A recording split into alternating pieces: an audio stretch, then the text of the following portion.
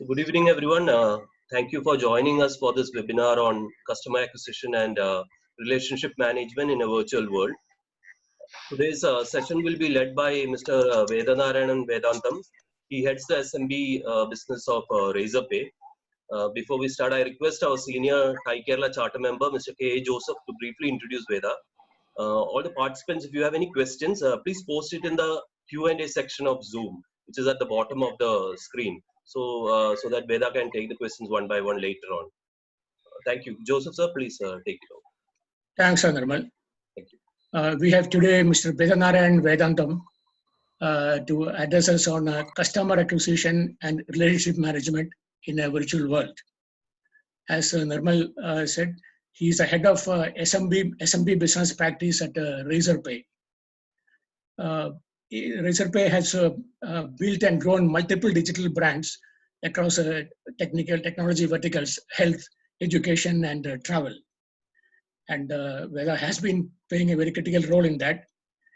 He works with the early stage startups and the accelerators, including with the PACE Derby Incubator, TiE Kerala Chapter, Kerala Startup Mission, and 314 VC Fund Portfolio, etc.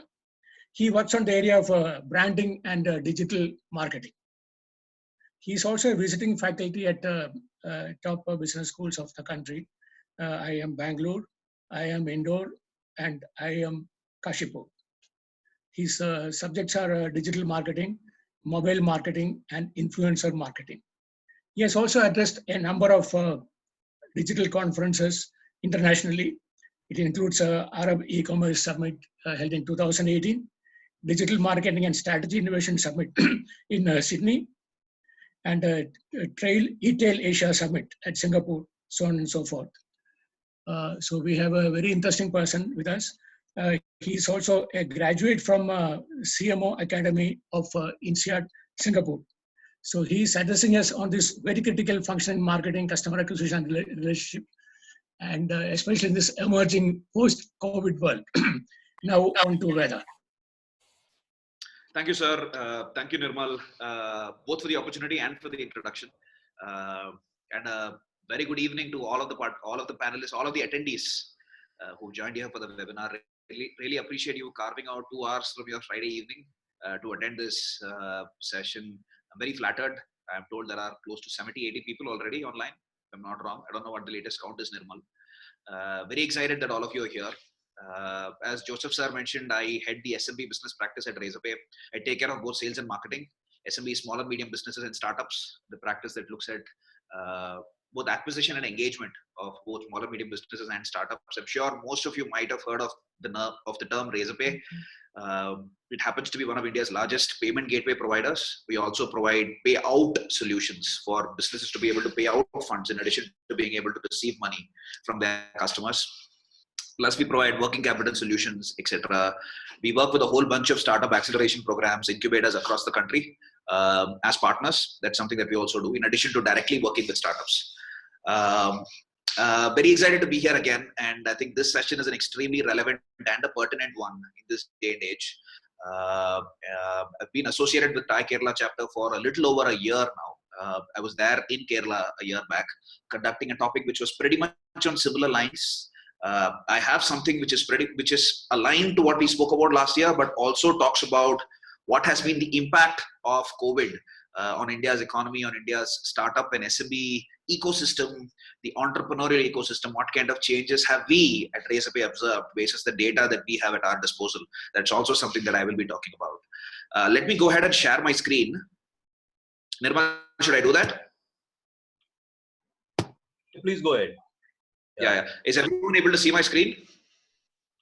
Yes. Awesome.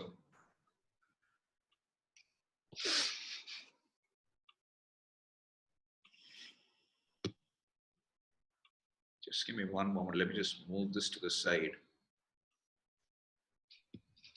Okay, so the agenda for today is this. So at first we'll take a quick sneak peek into what the great Indian digital story has been thus far. This should be old news for most of you, but just to set some context and impress upon the entire audience the importance of digital in our current environment, that's something that we will begin with.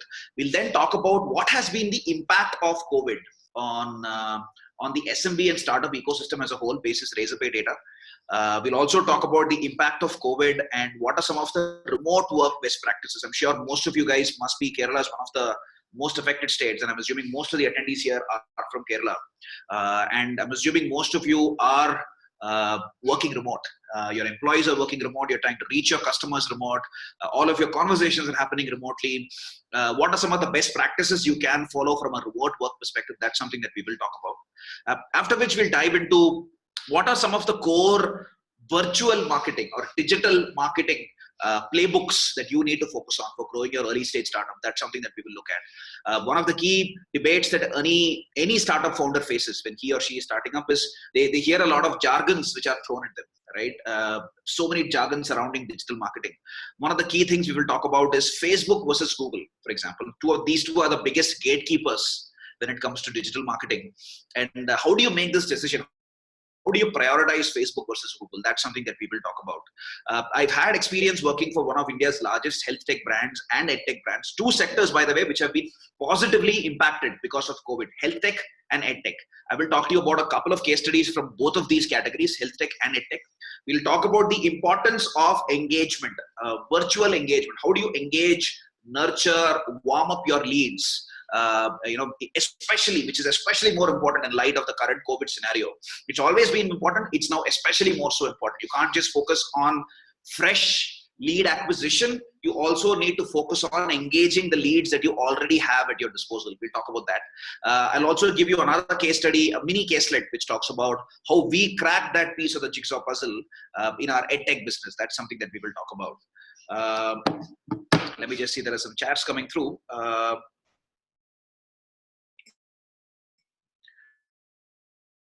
Okay, so let's begin. Let me see if there are any questions so far. Okay, the first of all, the great Indian digital story. As most of you know, India's digital population as of Jan 2019, and this has increased by 20% at least since the last 1 year. It's a little more than a year now. Is more than half a billion. More than half a billion Indians, close to 600 million plus Indians as on date are currently online, right? Which is a huge number. So a lot of your prospects, for all of those, regardless of whether your company is B2C or B2B, digital is the way forward when it comes to marketing in India. The other key thing, which was a huge inflection point, which happened in 2019, 2020, a lot of people actually did not notice this. So till 2019, Google search was the first logical entry point for anybody who's looking to search for anything on the World Wide Web in India. They always began their journey through Google search.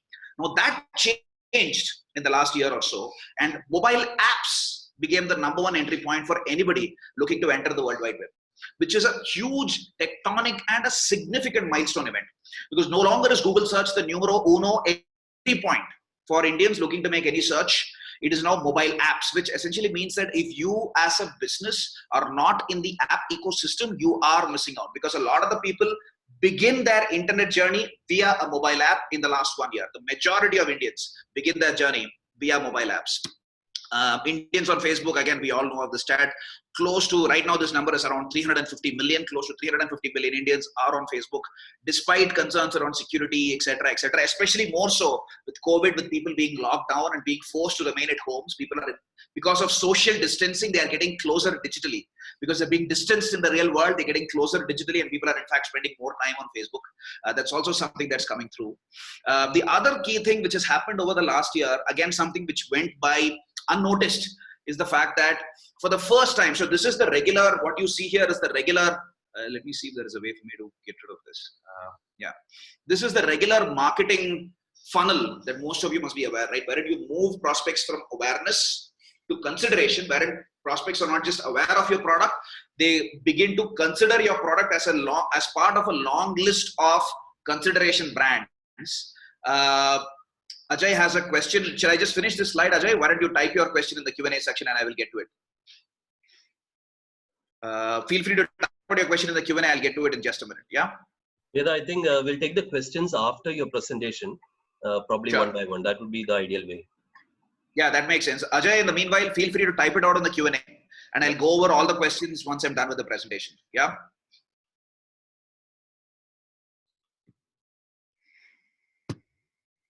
Okay, so this is the regular marketing funnel that all of us are aware of, wherein prospects actually move from awareness to consideration, wherein they consider a long list of brands as part of their quote unquote consideration set. Then they begin to move it to where they can actually take a deeper interest in a specific short list of specific set of brands. They move it to evaluation before eventual action, which is the act of flipping out their wallets, taking out their credit cards or cash and paying. So now television, which is the icon which you see here, for the first time. So obviously this is top of the funnel, so to speak, in the entire marketing funnel. These two are middle of the funnel. This is bottom of the funnel. Television, because of its mass reach, till the last year was still the #1 channel in terms of reach, in terms of building top of the funnel brand awareness. That has changed in the last year, and that is no longer the case. Digital is now the primary medium for actually building brand awareness now in this digital era. Now what we will do, let's take us a little bit of a fork on the road, so to speak, and let's look at what kind of impact has COVID made in the SMB and startup ecosystem. What kind of changes have we observed? RazorPay, thankfully enough, is in a position to have a ringside seat on what is happening to India's entire business community. We have a very strong enterprise practice where we work with a lot of large marquee enterprise brand names, Flipkarts of the world, Swiggies of the world, Make My Trips, a whole bunch of large marquee household names. We work with a whole bunch of names. Plus, we also work with multiple lakhs of small and medium businesses and startups in India. We power their payments. We power their payment receivables and their payouts. We power all of that. So essentially, if you think about RazorPay, it's a business that is built on top of businesses. We are like an index fund for all of the businesses in India, so to speak. So we have the opportunity, thankfully enough, to be able to have a point of view and an opinion on which of the sectors actually been impacted by COVID positively and negatively. So I'm going to give you a quick snapshot, which will hopefully give you a very good perspective. What you see here is a pie chart breakdown of all of the key business categories whom we freshly acquire every single month.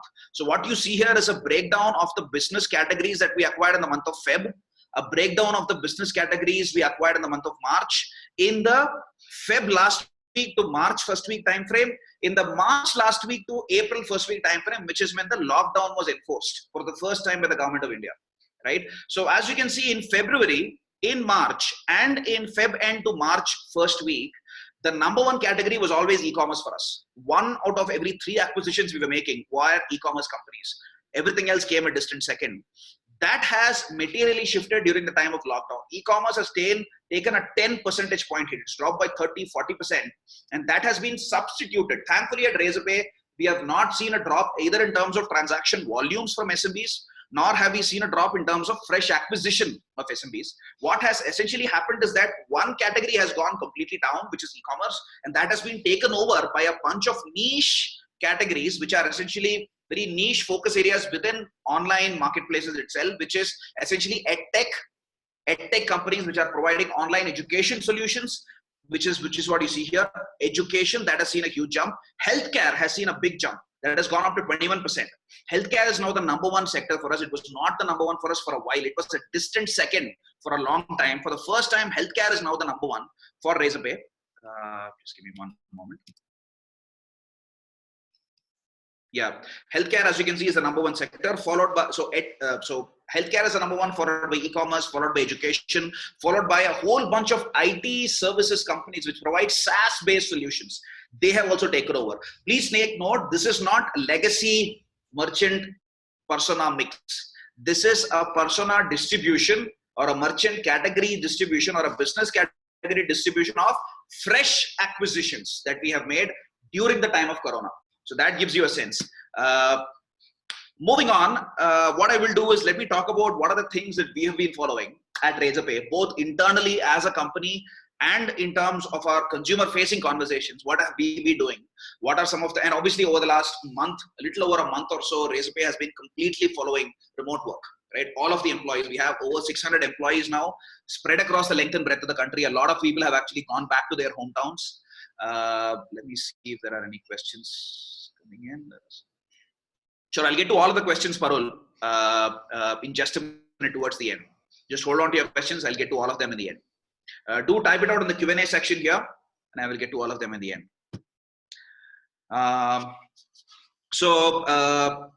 At RazorPay, both internally, in terms of employees having conversations with one another, getting work out of one another, or in terms of consumer-facing conversations, merchant-facing conversations, we've moved completely remote. So what are some of the best practices that have worked for us? And I'm sure you must have heard of this in multiple places, and I'm sure some of you, if not all of you, must be following some, if not all of these practices.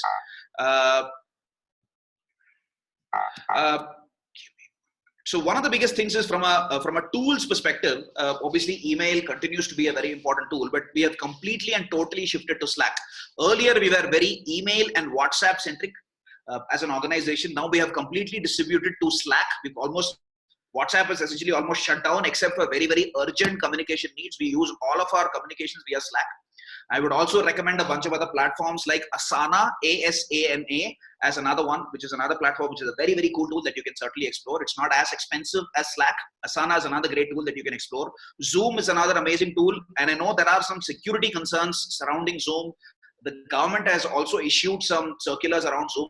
For example, our webinar right now is happening on Zoom, just to let people know.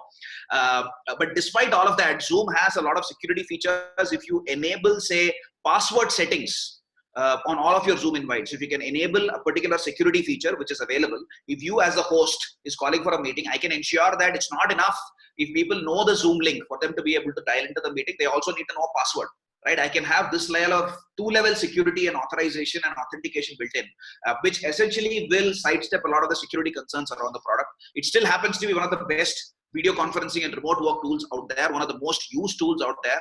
I would still give it a thumbs up, but of course it is still a paid version. 40 minutes, of course, Zoom has it's a freemium product.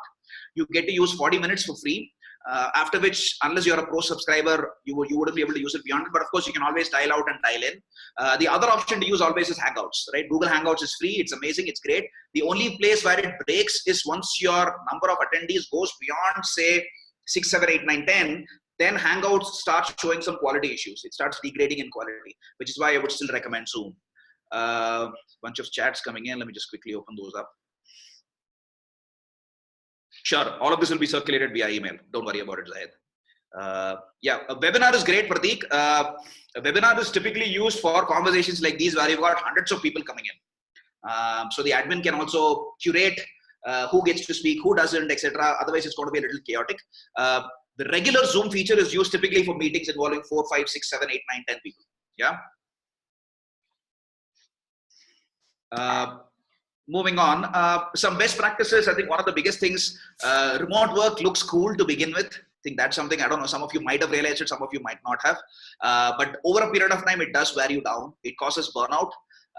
People tend to work, in fact, a lot more when they are working remote than when they are working in person. And you also miss some of the human interactions which come with, which are some of the benefits of working in person, right? You get to meet people, you get to talk and converse with people. You miss all of that chit chat and all of that off work perks which come out of working in an office as opposed to working remote. I think that is something which is a problem. So one thing which you need to be very cognizant of is obviously your own physical and more importantly your mental health. That's something which is very important. And from an external customer perspective, there are some business categories which are not very digital friendly.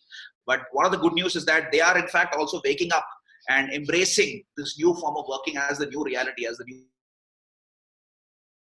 normal going forward. For example, a lot of FMCG companies, FMCG is also a category that RazorPay works with very closely. And they have been very, very digitally illiterate for a long period of time. What we have noticed is that over the last month or so, since the lockdown has started, a lot of key decision makers, very senior stakeholders from FMCG companies, right, who are like 45, 50 years old, who actually started working before the entire digital bandwagon took on. All of those people have also started becoming more digitally savvy and have become more keen on embracing digital and remote work best practices. Absolutely. Moving on. So I'll get to all the questions right at the end. Like Nirmal mentioned earlier, please post it all in the Q&A so I don't miss anything. Obviously, as I said, some of the challenges of working remote, both internally within the organization and if you talk about external client-facing, customer-facing communications, obviously the fact that there is burnout. Point on disengagement is especially more applicable for some of the more younger employees who might be there in your organization, who might not quite have the same level of emotional quotient or empathy. And some of the people who might be living alone, who are not staying with families, who are staying, say, living alone or working in a distant location, disconnected from family, a certain level of disengagement does set in. So you've got to be very, very careful. There are security concerns with, say, tools like Zoom, which can be overcome, just to reiterate, by using some of the features that I just mentioned. So these are some challenges of working remote. Moving on, what we're going to do now is we're going to look at what are some of the core startup engines for you to focus on if you're running a company. If you are a startup founder in this era of COVID, which essentially requires you to have virtual acquisition playbooks, you need to talk to consumers whom you're never going to meet in person during the time of COVID, at least. You need to engage that consumer whom you're, again, never going to meet in person. How do you get these people to come on board? How do you get these people to trust your brand?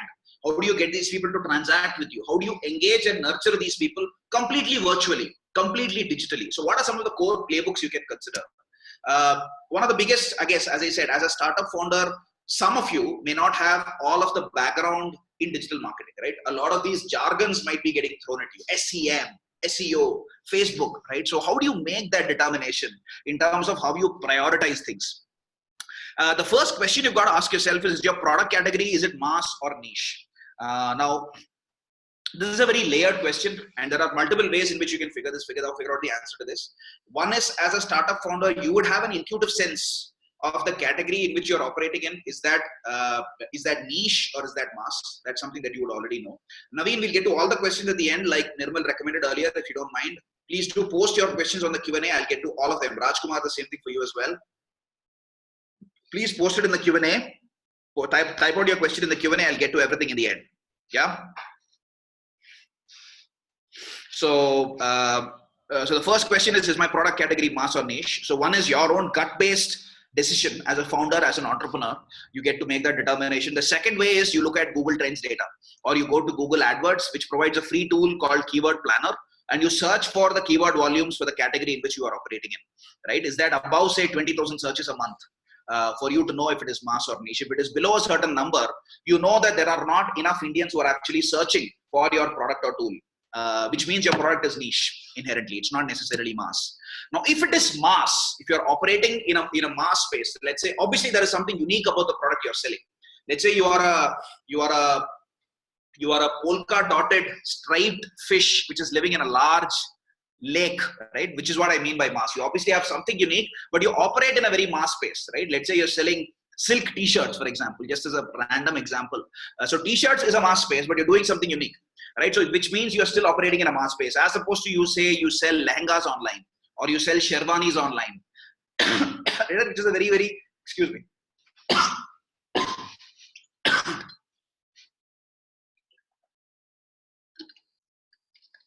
Which is a very niche space.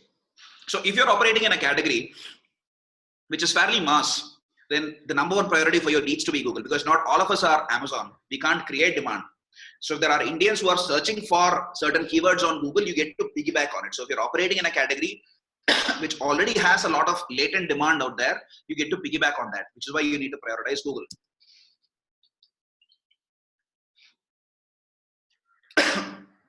Now, if it is niche, you don't directly go down to Facebook. You still ask yourself another question.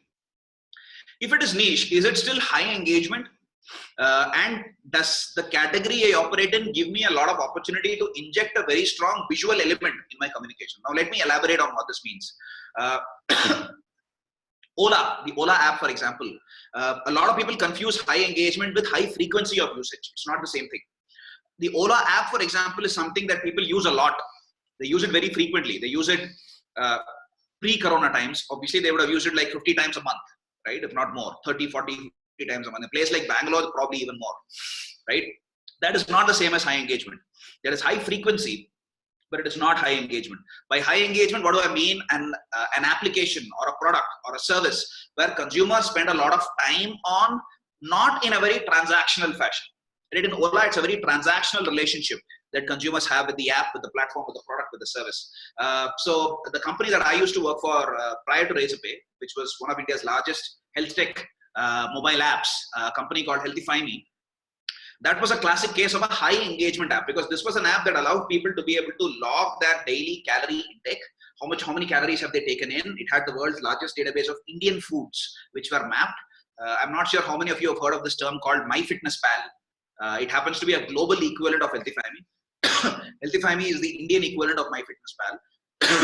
Plus, you're talking about health and fitness journeys. You're talking about individuals finding a means to discover their healthier and fitter versions of themselves. So it also gives me a great opportunity as a brand, as a marketer, to be able to inject a very strong visual element in my communication, as opposed to say an Ola, right? It's going to be very difficult. Or if you're doing something in EdTech, for example, it's very difficult for you to make it visual storytelling is going to be very difficult. So which is why a combination of these, if it is high engagement and a high opportunity for visual storytelling, then you prioritize Facebook as opposed to Google. So the other thing, if it is niche, but it is low engagement, what do you do? So Ola, when it started off 10 years back, it operated in possibly a niche space, and it was low engagement. So they couldn't have gone down to Facebook. So what you need to do is you need to prioritize SEO, which again is Google, for neighboring keywords, which are not directly related to the space you operate in, but it is kind of ancillary related, right? It is kind of miscellaneous. It is kind of tangential. So for example, Ola started off by focusing on keywords which focused on intercity travel, right? Not so much taxi booking, because taxi booking keyword demand was very limited. But they focused on travel as a keyword category to focus on, very similar to a Red Bus, very similar to so many other travel companies. So that's how they grew their brand. So these are some initial ideas for you in terms of how you can navigate this entire digital jigsaw puzzle and help decipher some of these terminologies around digital marketing, SEO, SEM, Facebook advertising, etc. Here's another one, a quick caselet on Healthify.me itself, something that we spoke about. So what I want to take you guys through is what was the key mobile marketing recipe. So Healthify.me was and continues to be a mobile only, app first product. So now what were some of the key recipe elements which went into building Healthify.me as India's #1 digital brand in the health and fitness space? So when I joined Healthify.me, for example, I went through a huge culture shock, because in all of my previous other places of employment, Google had been my #1 breadwinning source of acquisition of customers. Now, for the first time ever, Facebook was my #1 source. So now that was because primarily of, if I were to go back, it operated in this particular segment. It was niche, but it was high engagement and high visual quotient. So Facebook, in all of my previous experiences, had always worked more as a brand channel and never really worked as a hard-working, dhanda-driving, business-focused performance marketing channel. But for the first time, Facebook was doing that job here. The other key thing that worked well for us is of course Google, and Google has something called as Universal App Campaigns, UAC campaigns, which works in the mobile marketing world, which essentially is the only way in which you can market your mobile app, wherein you hand over all of the control of your Google campaigns to Google. You essentially say, in Google we trust. There is also ASO, or App Store Optimization, which essentially ASO stands for App Store Optimization, which is, a lot of you would have heard of the term SEO, Search Engine Optimization. ASO, you can think of it as SEO's cousin in the app world, for Play Store, for iTunes Store listings. So what SEO does on Google search on browser, ASO does that on the Play Store and on the iTunes Store.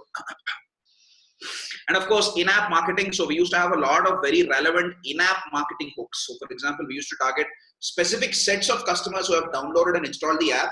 We used to target them with offerings of, are you interested in a free trial? Are you interested in a free diet consultation with my head nutritionist, for example? We used to target them with specific hooks like these to essentially handhold and nurture those audiences, all the way from being somebody who has just registered and is using the app as a free user to a paid user. And of course, this is something that I always recommend to any startup that I always converse with, which is Google Accelerated Mobile Pages. It's called Google AMP Solutions.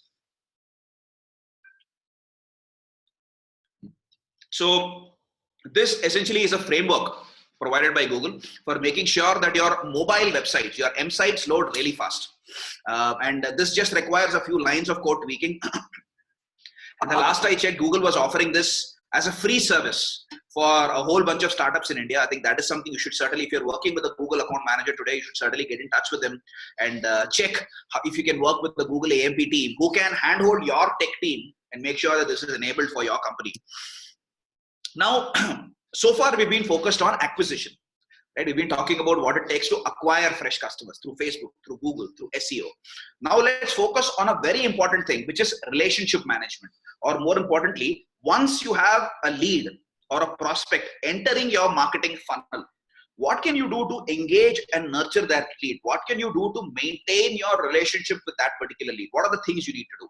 Right? That's what we're going to focus on. Which is exactly what I said, right? Working with your current pipeline of leads, especially more so in the times of Corona, where you might want to save on your working capital. You don't want to invest a lot in paid marketing. What you would be very well advised to do is to focus on the existing set of leads that you already have and trying to extract the maximum amount of juice possible from them and trying to monetize your existing leads by building a better relationship, by nurturing and engaging those audiences.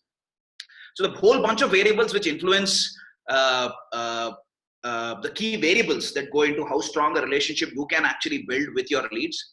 The first is, are you operating in a category which is mature or nascent? So everything else being the same, if you're operating in a category which is relatively more mature, that means that consumers are going to have relatively lesser number of questions, which relatively reduces the relative importance of lead engagement and nurturing and relationship management. So fundamentally, at a very philosophical level, the need or the level of importance of relationship management, of lead engagement and nurturing is directly correlated with, is directly proportional to the number of questions your prospects are going to have, right, on your brand. So for example, if you're say operating in EdTech versus say regular e-commerce, if you're selling say cell phones online versus you're selling digital marketing courses online, for example, somebody who's selling cell phone online, it's the same cell phone regardless of where you buy it. Right? It's not going to change. It's a very mature category. Plus, the product is very standardized, something that I will talk about later as another factor. So people are going to have that many lesser number of questions. So everything else being the same, as opposed to say a category like EdTech, which is more nascent than e-commerce, people are going to have questions. What is this course about? Right? Who's the instructor going to be? What is the syllabus going to be? So they will need greater lead engagement and nurturing and relationship management to handhold them and take them towards eventual purchase. The other thing which makes a difference, again, everything else being the same, is it an unknown brand versus a more popular brand? So more popular the brand is, lesser the number of questions, lesser the need for lead engagement and nurturing. Your average selling price plays a critical part. So the higher, the more expensive your product is, the greater is going to be your need for lead engagement and nurturing. That's something very important for you to keep in mind, which is again for obvious reasons, right? If you're asking people to shell out more money, they're going to have that many more questions. The other critical thing is, and this is especially applicable for B2B businesses and startups, is that how long or short is your sales conversion cycle?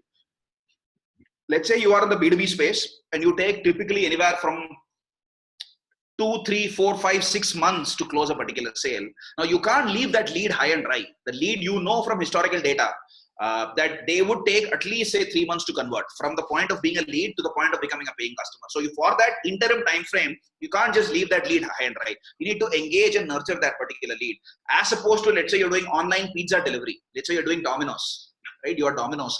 Domino's has a lead conversion cycle of possibly 5 minutes.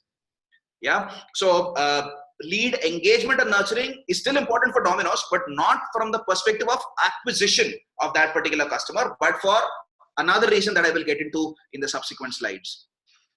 B2B versus B2C, again, everything else being the same. Typically, B2B brands have a higher need for engagement and nurturing than B2C for some of the reasons. B2B brands typically sell products which are more expensive. They have longer sales life cycles. Service versus product, again, which essentially is the function of how much of standardization are you actually offering in your entire value proposition versus, because if there is service, there is a human element. If there is a human element that comes into the picture, then that brings with it that level of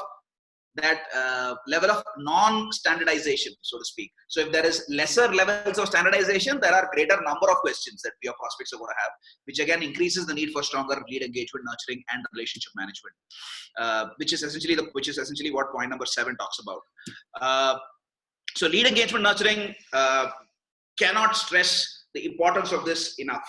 And for the last 1 year or so, this has now become the #1 focus for marketers worldwide, as opposed to acquisition. Earlier, the job of a marketer was very glamorous, right? It was about acquisition. It's about spending money. Now that is no longer the case, and that will no longer be the case in the post-corona world as well, because capital is going to be hard to come by. So people will want to focus that much more on engagement and nurturing.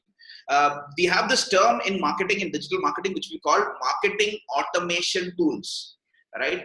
Which is essentially our tools and platforms which help you automate all of your customer touch points, all of your customer outreaches across email, across SMS, WhatsApp, no matter what it is. There are a whole bunch of tools and platforms out there. I've mentioned a bunch of them here. HubSpot happens to be the world's leading marketing automation platform, but it is unaffordable for most startups out there. I would recommend this tool called Acton as a very strong marketing automation tool. That's certainly a tool for us to consider. Or closer to home, there is always Zoho, which provides you amazing marketing automation capabilities, although the feature set is not that high. But for an early stage startup, that should do a really good job.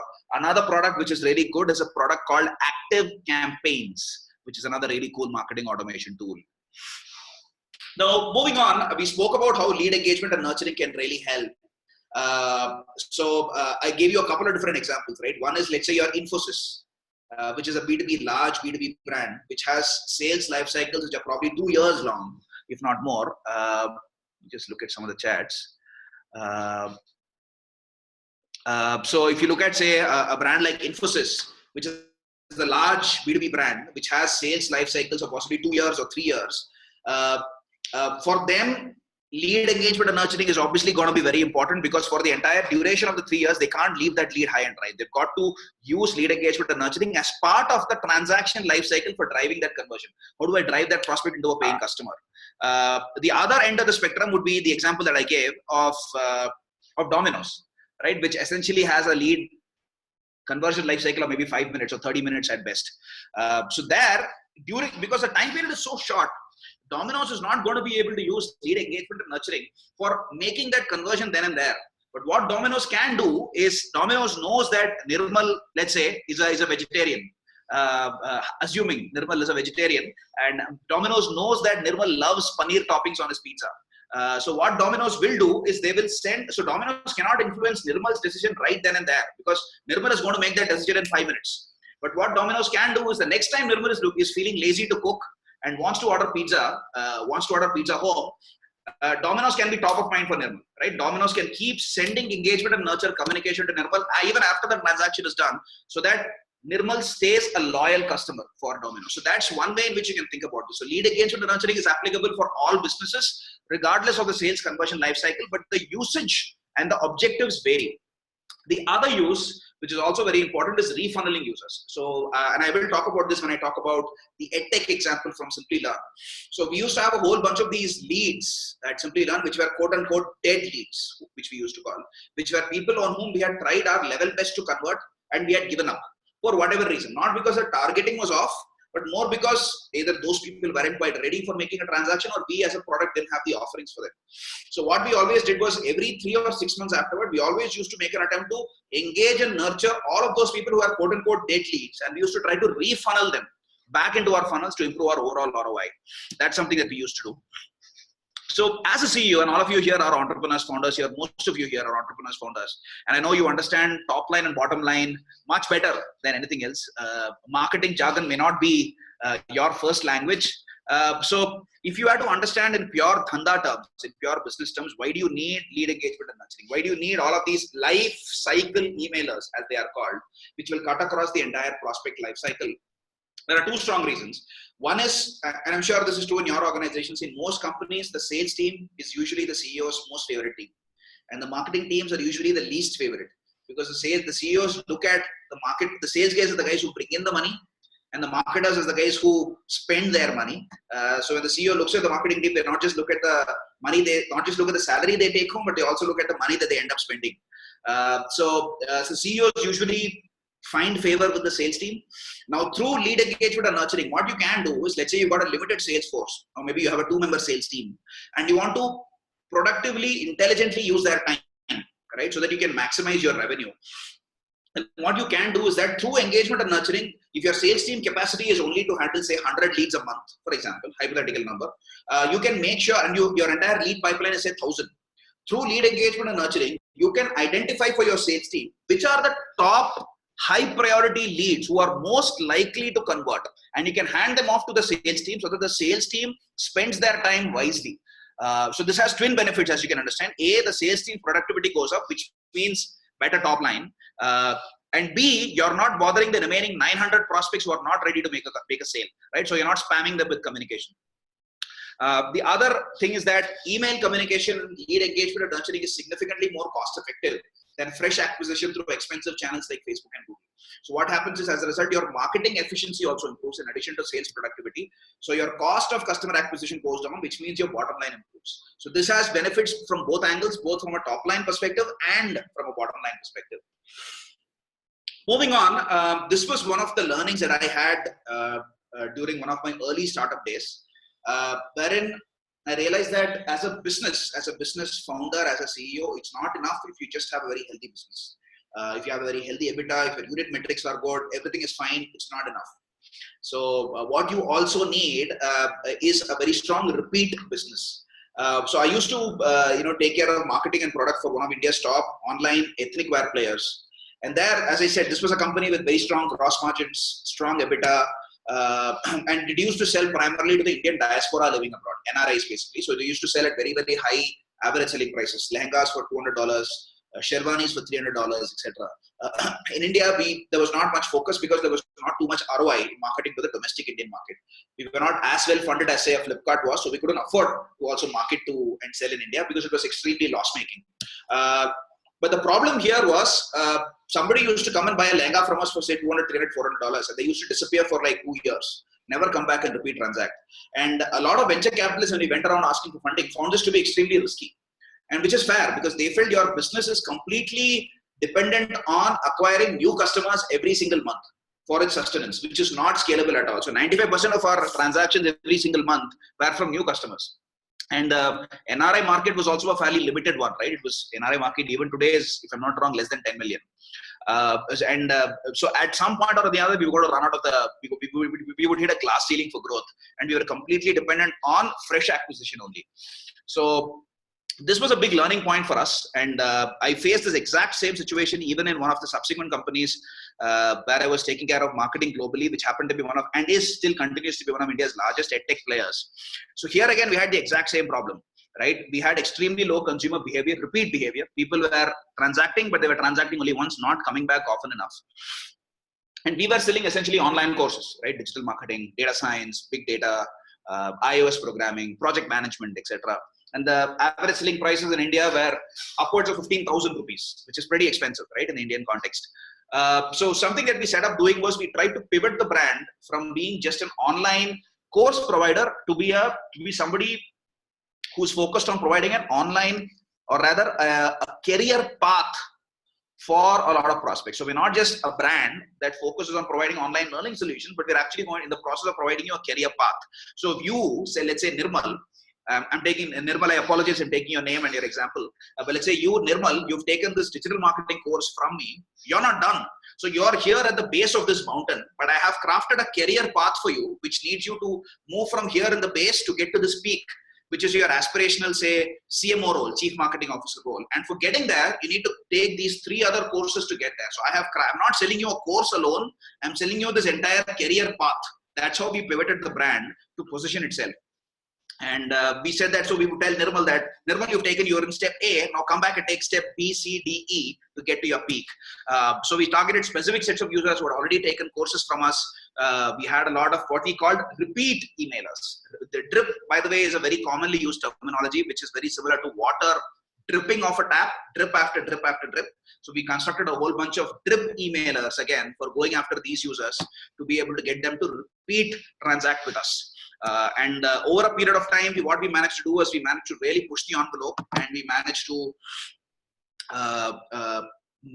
push the envelope and push the needle on our repeat conversions, which were at over 3 quarters. Our repeats were from being less than say 5% out of every single month's acquisitions. We managed to move that to 15% over 3 quarters because of a lot of these sustained efforts. And what we also did as a part of this entire thing was we launched a very unique and a premium offering as part of this, which was called as a master's program, which was sold at 50,000 rupees, 50, which is 3x of the average selling price we were historically selling it at in India.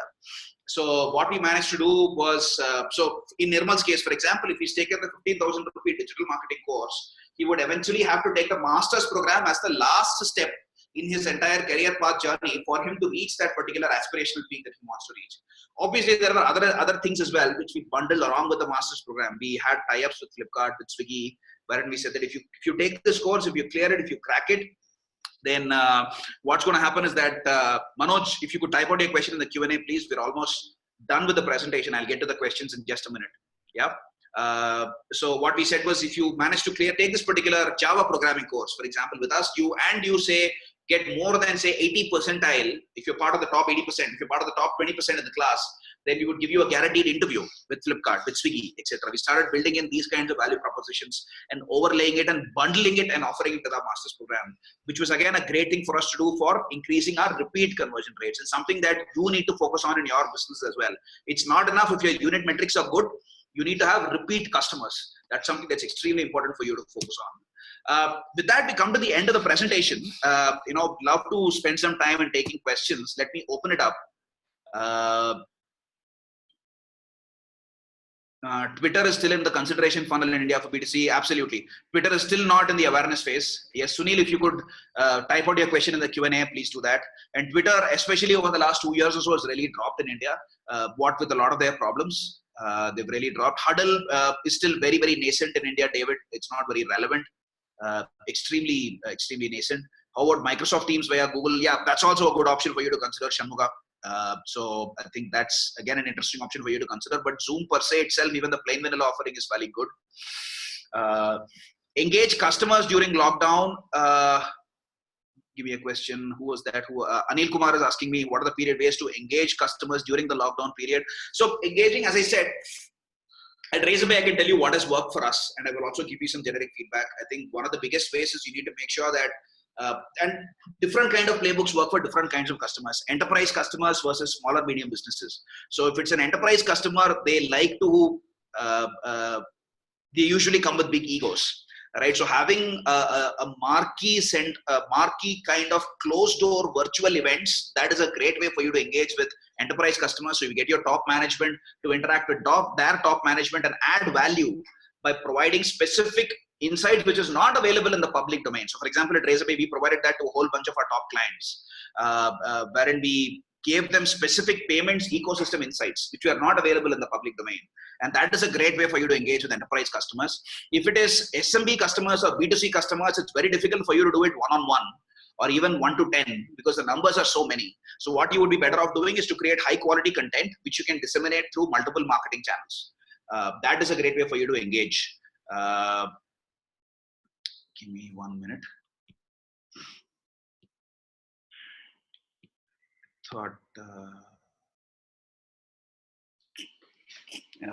Answered. Okay, it's gone into answered, I hope.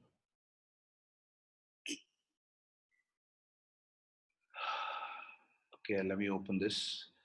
Rekha, please do type out your question. Nimesh has a question. We are a commercial food processing machinery company, SEO.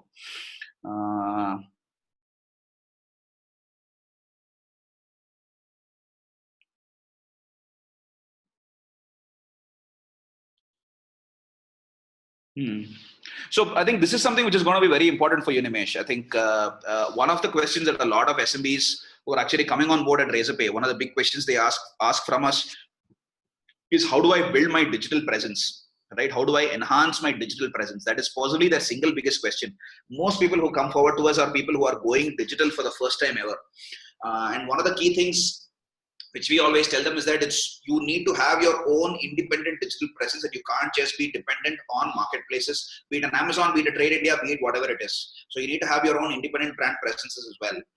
In terms of big companies not responding, via a lot of these marketplaces, that is expected, and that's something that we have also observed. They've not been traditionally very digitally savvy, but that's something which I anticipate changing in the post-corona and in this current corona phase itself. That's something that we have changed. We have seen the changes actually happening on FMCG. We've seen this change happening live. So I'm sure you'll find that change happening as well. But the short answer to your question is, you certainly need to explore marketplaces like these, but you also need to work on building your own independent digital presence as well. Instagram, again, a very important platform for sure. The question that Kishore George is asking. Padmanabhan, I think Nirmal will be sharing the presentation with you subsequently. Anil, are there any special offers?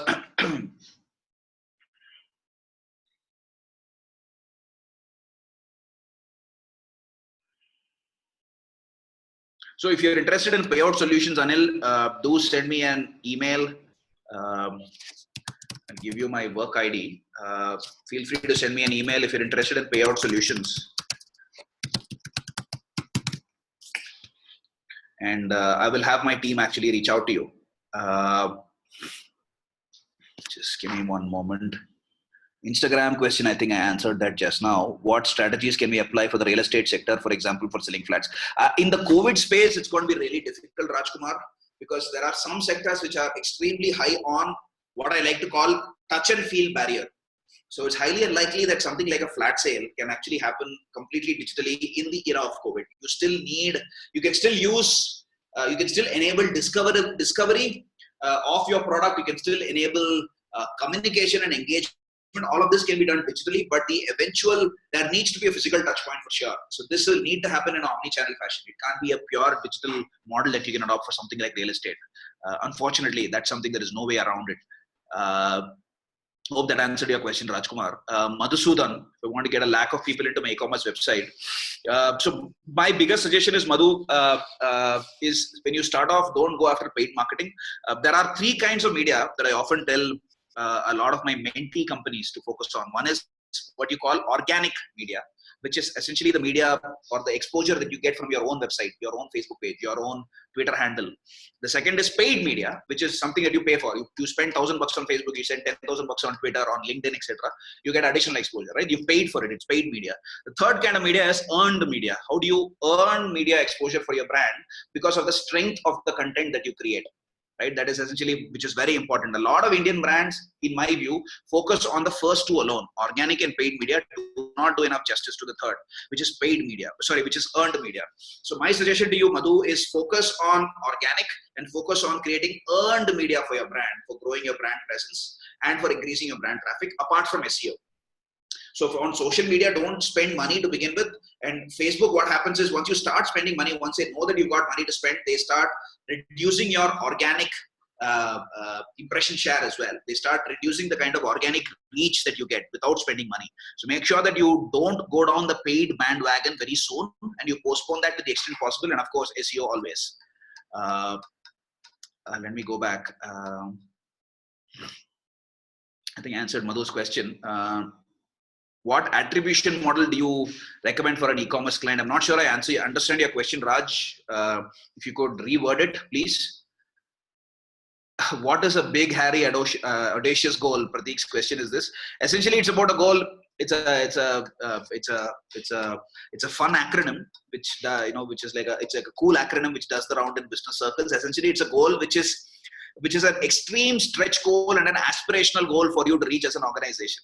So for example, at RazorPay, we set a lot of these big, hairy, audacious goals, which are like extreme stretch goals, which are like moonshots, so to speak, or even star shots or star leaps. Because the expectation being that even in your attempt to actually reach that particular goal, you might actually end up reaching, at least, let's say you shoot for the stars, you end up at the moon, right? Something like that. So that's something which is what our goal stands for. Ritesh, here's my personal email ID. Feel free to reach out to me at any point. And I'm sure, and you can get this from Nirmal as well. Prateek, I hope that answered your question. So Santosh's question is on drip emailers. So drip emailers, it also depends, Santosh. So we had a couple of multiple kinds of drip emailers. We used to have drip emailers which were called quote unquote hot lead drip emailers. We used to have cold lead drip emailers as well. Hot lead drip emailers were those which were essentially emailers which were being sent out to leads which were quote unquote hot, which had very strong intent, right? People who had, for example, in the EdTech example, people who had come to the course landing page, seen the price, seen the syllabus, and then signed up with their name, email ID, phone number, as opposed to somebody who goes to my blog and downloads an ebook or say registers for a webinar. They're not looking to pay money. Right? They're not looking to become a paid customer, but they have a passing interest in my space. So they may become a customer, yes, but they will not become a customer for the next 6 months, 12 months. But the hot lead will. So your hot lead drip will give me short-term results, but my cold lead drip will typically give me results over a period of time. It's typically I call it as a rainy day drip. But over a period of time, over a steady state, what will start happening is that drip emailers of cold leads that you acquired 6 months back, 12 months back will actually start contributing on a rolling cycle basis. That's something which will add a lot of value to your business. Best channel for online marketing for a new food product. Very difficult for me to answer that, Sunil. I would suggest you use the framework that I recommended a while back, Google versus Facebook. Assuming, say, you're operating in a category where you say food, I can imagine it to be, have very strong visual quotient, visual element. That is a great opportunity for you to inject a lot of visual storytelling angles there. And assuming, say, it is not a mass food product, right, which is already out there, I think what I would recommend is possibly Facebook for you to begin with, but I don't know any details about the category you're operating in. So whatever I'm saying, I am applying a certain disclaimer there, but I would recommend maybe for you to experiment with Facebook to begin with. But again, focus on organic and more importantly, earned media. How can you get your consumers to share what you're putting out? How can you piggyback on there? So let's say I'm putting out, I have 100 people on my Facebook followers. If I make a post, let's assume hypothetically all of the 100 of them see it. That is organic media. Let's say that I spent 1,000 rupees in promoting that post, and let's say for simplicity purpose, 1,000 incremental people end up seeing that particular post. The 1,000 is your paid media. Now let's say that I don't spend any money, but the post that I made was so good that out of my 100 people, 50 of them ended up sharing it. And each of those 50 had 100 people as well as followers. So you get incremental exposure to 5,000 people, 50 multiplied by 100, without you spending a single rupee, which is essentially earned media, which is what I would recommend in your case as well.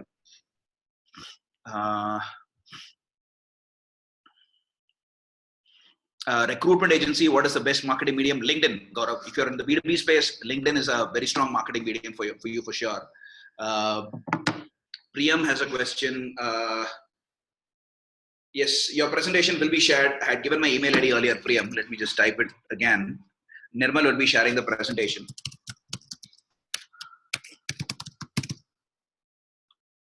B2C in lockdown, it's going to be difficult, Sanjay. It depends on what product you're selling.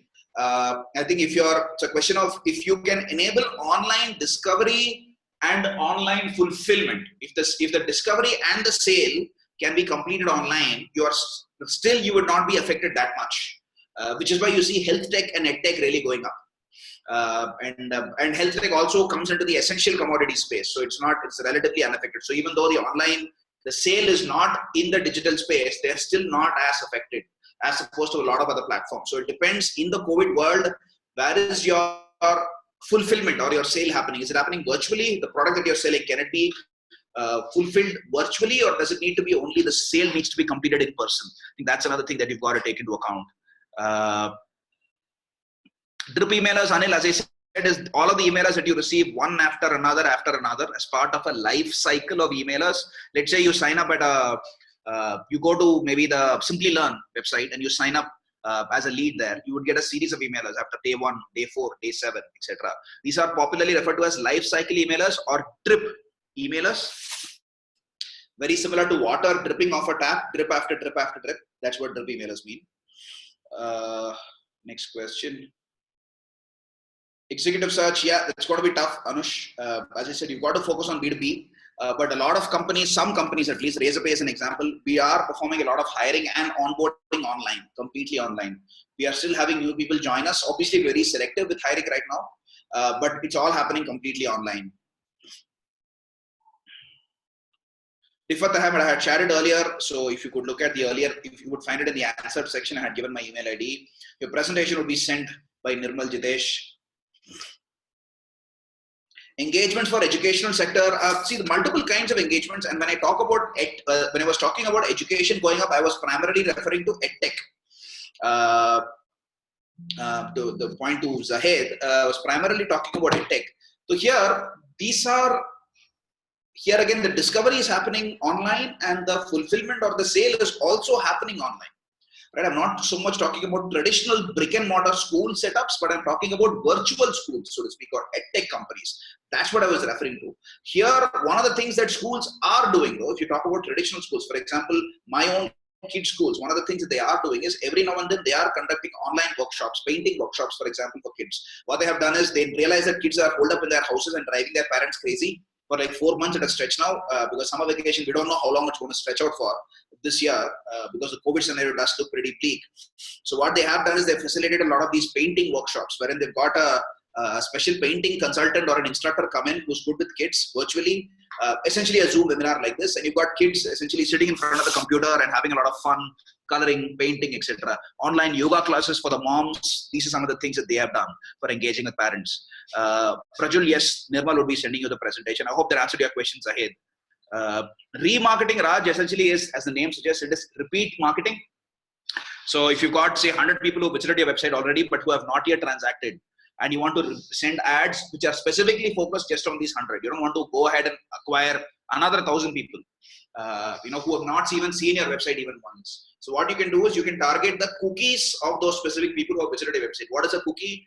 A cookie is a piece of JavaScript code or a file which is downloaded on every user's system, which is unique to that person's device and the browser. So for example, if I go to the Amazon website now from this MacBook computer that I'm using right now and using the Chrome browser, I would have Amazon would tag me to a particular cookie. Now, as long as I'm browsing anywhere on the internet using the same Chrome browser and the same Mac, Amazon can target me with these remarketing ads because they know I have visited their website. I have not become a paying customer yet, right? If I, of course, clear my cookies, or if I change my browser to Safari, or I start browsing from my phone, Amazon can't use it. I hope that answered your question. The presentation will be sent. Ritesh and Prajul, Nirmal will be sending it. So Nitish wants to launch software products for chartered accountants. Please suggest the best way to reach out to them. It's going to be a difficult one. CAs are a tough nut to crack. I think one of the biggest ways for you to reach out to CAs would be through, in my view at least, is to have partnerships with local CA chapter associations. I would love to suggest things like LinkedIn and YouTube and Google for you, but they're going to cost you a lot of money. To me, the best way for you to do it is to explore the partnership angle and through events and community building events with CAs.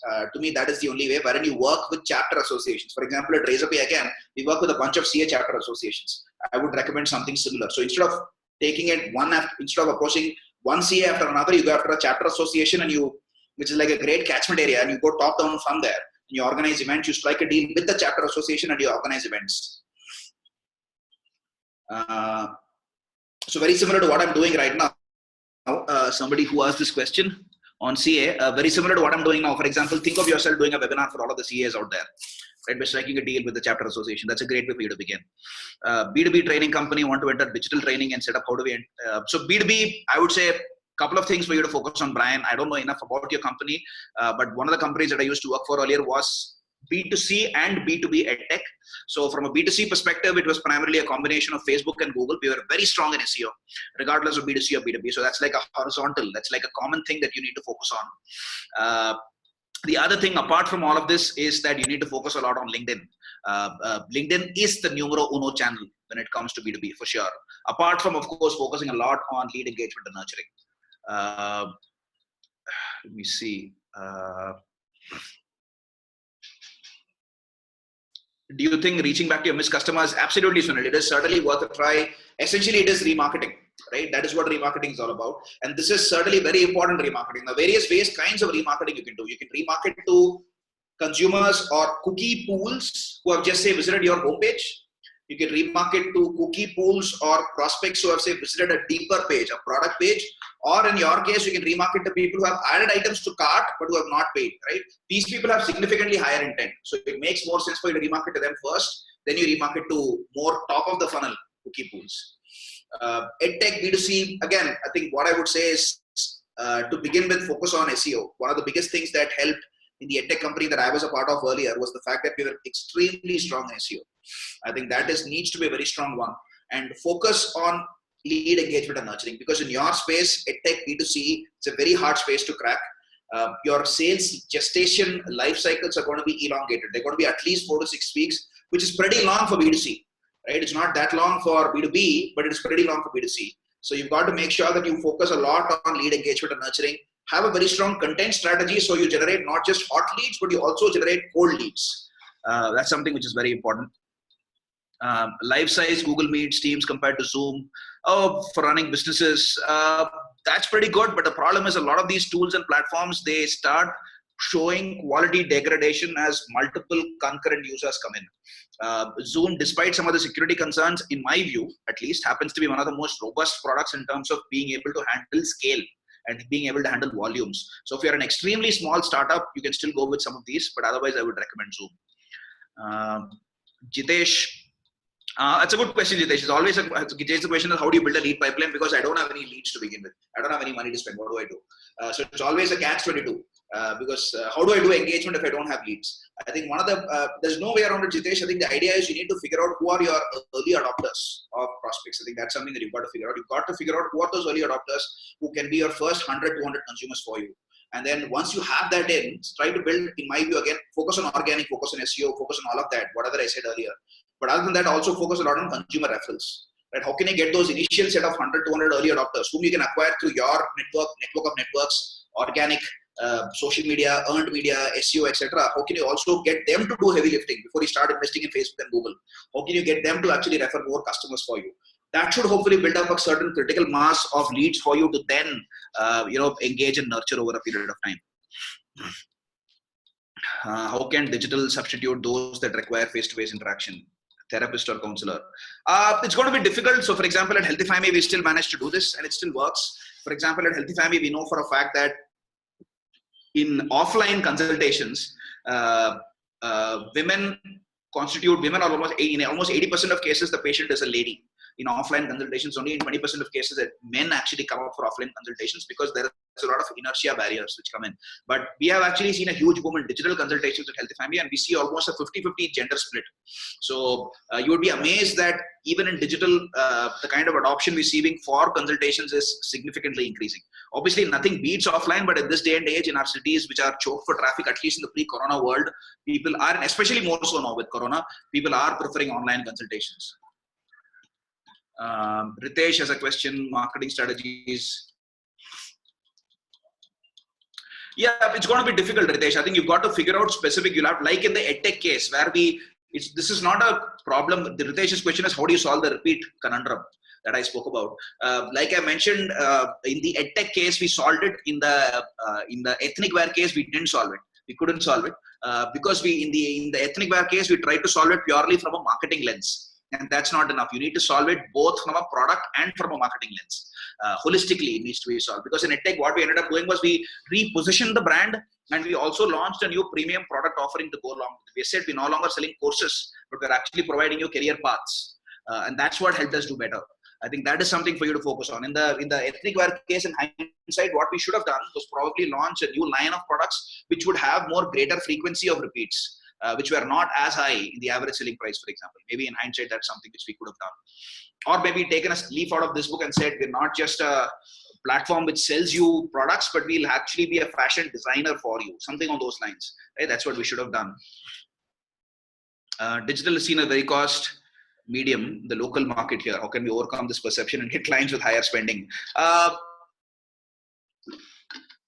I'm assuming you are running a digital marketing agency and you're working with clients who are looking to negotiate play hardball with you and reduce your pricing. I see where you're coming from. I think the way to do it is, Raj, you've got to show them value. And if you can, in fact, have your pricing, which shows that you have so much confidence in your team's capabilities and your own capability that you're willing to invest, you are willing to take a skin in the game. And you say that, give me, say, 1% of the revenue you're going to make from this campaign. Right? That makes a client sit up and take notice of your efforts. Right, so one way you have a risk versus reward system wherein you have a variable incentive. That is a great way for you to actually break this entire inertia barrier. I hope that answers your question. Low cost strategy for promoting on LinkedIn. I think the biggest thing is for you to be able to put out a lot of content and build out a lot of fan following on LinkedIn. My own view is that if you're an early stage startup founder, you don't focus on creating a separate brand page on LinkedIn, but make yourself as the face of the brand. Like for example, Kunal Shah, right? The CEO of Cred, the ex-founder of Freecharge. He's like a classic example, right? I don't know how many of you follow Alok Kejriwal, who's the founder of the Games to Win company. Both of these guys, I am personally a big fan of. They have like amazing fan following on LinkedIn. They have significantly higher following on LinkedIn than their own company brands have. And in the second case, the company itself doesn't have any fan following on LinkedIn. It's only the CEO who has a fan following. So at least for early stage startups, I believe that the CEO has to be the face of the company. And I would suggest that the CEO directly focus, that also humanizes the brand by attaching a human face to the entire company. Makes it more relatable, which is what I would recommend.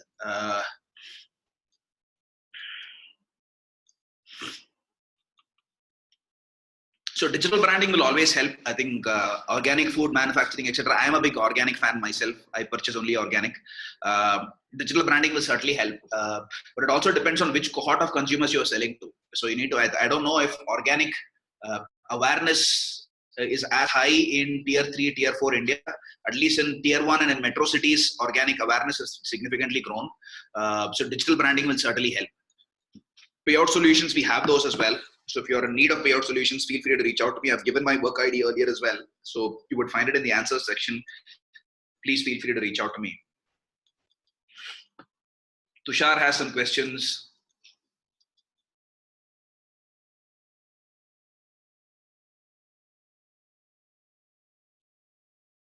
Okay, interesting question. On the first one, lead conversion from platforms like Facebook, Insta, Twitter, YouTube versus others. As I said earlier, Tushar, it depends on the category you operate in. Facebook, for the first time ever, when I was in health tech, worked as a dhanda driving performance marketing channel for me, which was not the case before. It had always worked more as a brand channel. So it did work from a lead conversion perspective as well. Twitter, not so much. It's never worked for me from a lead conversion perspective. YouTube, Google, absolutely. They always work. But it also depends on the category. In health tech, Facebook was the number one, followed by Google, YouTube. In EdTech and in travel tech, where I was there before, it was always Google, which was the number one. Shorten lead conversion from just marketing. Not sure I follow your question. I'm assuming your question is what can you do to increase conversion rate? I think multiple things. I think one of the biggest things for you to do is to make sure that you continuously focus on landing page optimization. Make sure that your page is relevant, your page loads really fast, the bounce rates on your page are really low. You do A/B testing. For example, you run multiple kinds of pages and you test which page is actually doing better. That's one way for you to do it. Specific tools you can use on Facebook, Insta to improve demographic targeting and avoid fake profiles. That is already taken in, Shar. When you are actually spending money on Facebook and Instagram have algorithms to make sure that you are not spending money in going after fake profiles. It's already factored in. List out some examples of earned media. Facebook shares, Facebook shares, Twitter handles, Twitter retweets.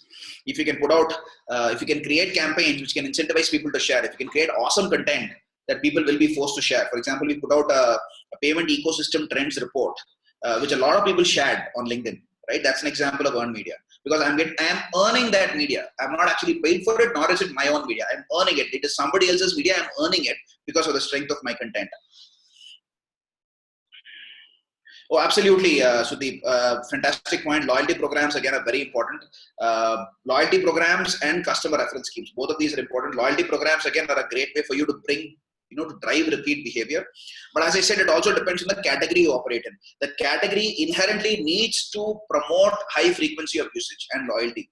Now, if you are Ola and you're running a loyalty program, it makes sense. But if you are, say, an EdTech company which sells products for 15,000, 20,000 bucks, whatever loyalty program I offer, it's going to be of no use because the category is not such, right? Or for the online ethnic wear case, not whatever loyalty program I launch is going to be of no use because the category is not such. So it also is a function of the category. Best platform for communicating from Germany, Skype. And if Skype, WhatsApp, and emails are replaced, I'm not sure. I mean, I'm assuming Zoom. I don't know why Skype, WhatsApp, and emails are replaced, but I think Skype would still be the number one, I would imagine. Nirmal should be sending the email, Hadi.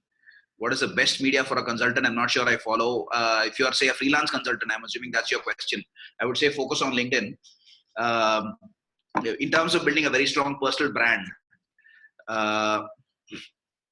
what is Slack again? Slack is a very strong collaboration platform, which helps inter-team collaboration. It helps multiple teams to be able to work with one another. That's what Slack is.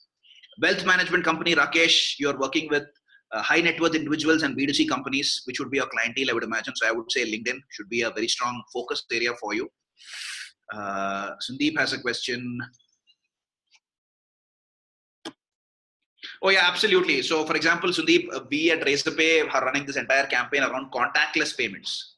For example, recently, wherein we're telling people that we're trying to promote some of our payment link and payment pages platforms, which essentially allow for contactless payments where people don't have to essentially get into physical contact for actually enabling the payment. I think that is a great example of this. So absolutely, it makes a lot of sense for you to do this. We've got a lot of traction from this entire campaign on contactless payments. Food processing company, effective digital marketing tool. Again, If it is B2B, again, and I'm saying this with a lot of disclaimers, I don't know enough about your business. I would say LinkedIn prima facie needs to be a very strong platform. I think I answered this already, Rakesh. I did say LinkedIn. Modern marketing automation systems. Akash, a lot of resources, I would say, look at, there is a lot of free stuff available on the web. HubSpot has a lot. HubSpot blog would be a great place for you to begin with. The other person that I would recommend is, just typing out HubSpot blog.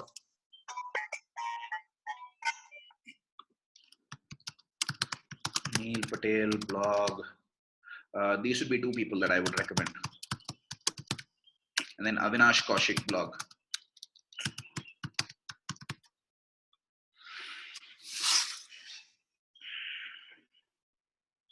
Veda, I think we'll take a couple more questions and close. That's okay. Yeah, that should be fine. Yeah. The questions in the Q&A section will be mailed to you. So probably if you can take a look and revert back later. Sure. So let me look at the what's on chat. Sure. I think B2B, I've answered that already. It's going to be primarily LinkedIn, potential customers, how to get attention.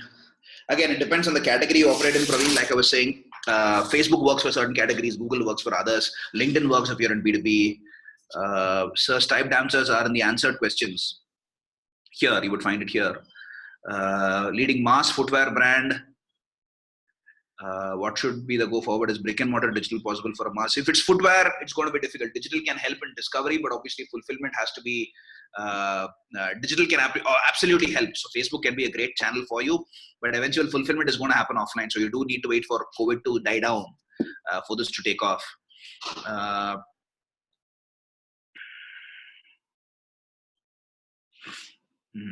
Seems like an interesting idea, Prateek. Do send me further details. But prima facie seems like an interesting idea for sure. Depends on what kind of consumers you are selling to. If it is B2B, I don't know how many of them would be comfortable with the complete digital experience. AI techniques for customer engagement, any tools available for startups? I think there are multiple options available, Vinesh. I think there is this product called Mixpanel, which uses a lot of AI-based techniques and tools and strategies for customer engagement. That's something that I would recommend. Okay, good to know, Jayant. What's your view of social e-commerce as a medium? Absolutely. It depends on the category you operate in. Social e-commerce, for example, a lot of Instagram pages are actually coming up. Instagram shops are actually coming up, which sell primarily through their Instagram page. And a lot of them use RazorPay, by the way. I think that again, it depends on the category you're operating. And most of these are in the fashion space. So they're selling watches, they're selling, niche clothing, right? So for cases like these, for categories like these, this can really work, social e-commerce. Effective platform for financial consultant services. Again, it would be primarily LinkedIn, Vishwa. Travel is heavily impacted, Jose. So be it Goy Bepo, be it Make My Trip, travel has been heavily impacted because of Corona. If in the non-Corona time frame, I would say Google is the primary channel for acquiring or the number one channel for travel. But in the Corona time frame, it's going to be a little difficult. Service-based companies, it depends on whether you're B2B or B2C, whether you're niche or whether you're mass. Assuming you're B2B, assuming you're niche, I would say LinkedIn is the number one channel. How do brands analyze efforts from TV or print? I think one of the ways to do it, Axel, is there are multiple kinds of, if you're a digital brand, there is a type of traffic called direct traffic. People who type www.yourbrandname.com and directly come to your website. You see if that has gone up. That's a great way for you to measure. And everything else being the same, you see the shift during your campaign versus the period before or after your campaign to see what kind of an impact your campaign has made. To reach out to schools, that's very difficult. I don't think digital will work here, Manoj, unfortunately. I've tried it before and I failed. Digital cannot work for schools. You don't have principals and chairmen of schools on digital, unfortunately, at least in India. So you need to look at non-digital media, events, etc., for reaching out to schools. School model of business loyalty program. I'm not sure I understand, Syed. Loyalty from the perspective of the parent. I'm not sure I follow. Or for the school. How to focus and access non-English speaking markets. I think the only way to do that is through local vernacular. At RazorPay, we are experimenting with local vernacular-led ads and landing pages and products. And I think both your marketing and your products need to embrace local vernacular for you to reach non-English speaking markets. Marketplace or own website is good. I would say to begin with, have your own stuff before you open out into a marketplace always. Increase footfall to my store. If you're running a store, just give me one moment. I think I got.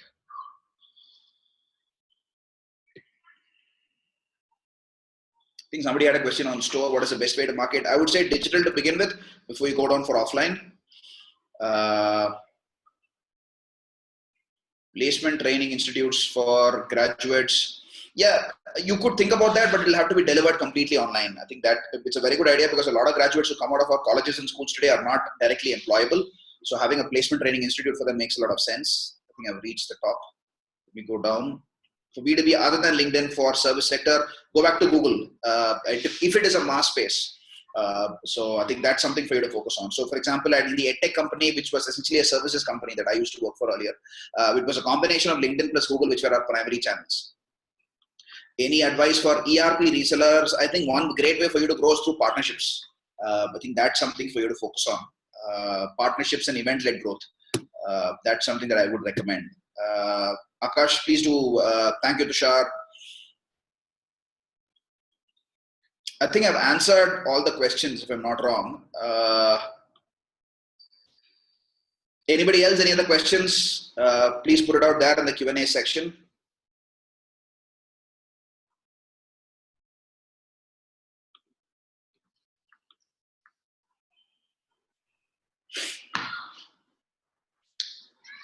Which strategy would you suggest for mass market FMCG manufacturing?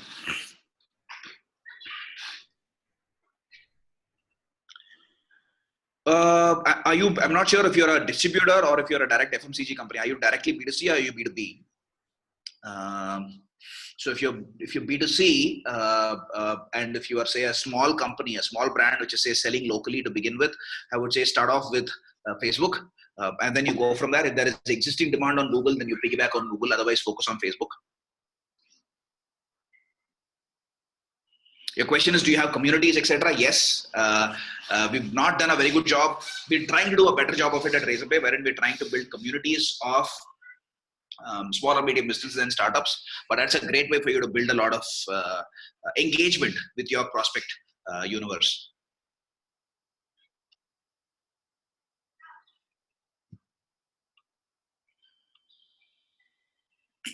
Cool. Thank you so much.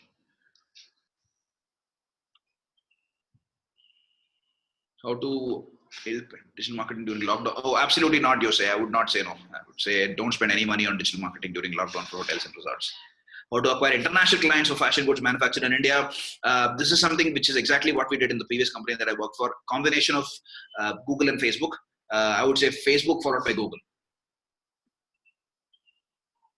Yeah. I think we're more or less done with the questions. Nirmal, back to you. Thank you so much for the opportunity. I hope this was an enjoyable, informative session for all of you. Thank you so much once again to TiE Kerala chapter for inviting me and for this opportunity. I wish you all the very best in your businesses, and I hope the last 2 hours were very useful for you and your business. Thank you so much, and wish you all the best. Absolutely, Veda. Thank you very much for taking time. You've been a great supporter of TiE Kerala. I think we have done a couple of sessions with you here at Kerala, which are very useful. Both for the startup ecosystem and otherwise. We had close to 150 odd participants today, and many of them are still online with more questions. I guess if you have further questions, we will definitely post the PPT as well as Veda's email ID to all of you. You could reach out to him directly. And we also have a very interesting lineup of sessions coming up next week. We are going to do a few very good sessions. In fact, we have one every other day. So details of those would be mailed to all the participants who have who are attending these webinars. Please do participate in some of these based on your timing, and look forward to meeting you all again in the next webinar. Thanks, Veda. Thanks for your time, and thanks for joining us. Thank you, everybody. Everybody, stay safe, stay healthy. Take care. Bye bye. Thank you.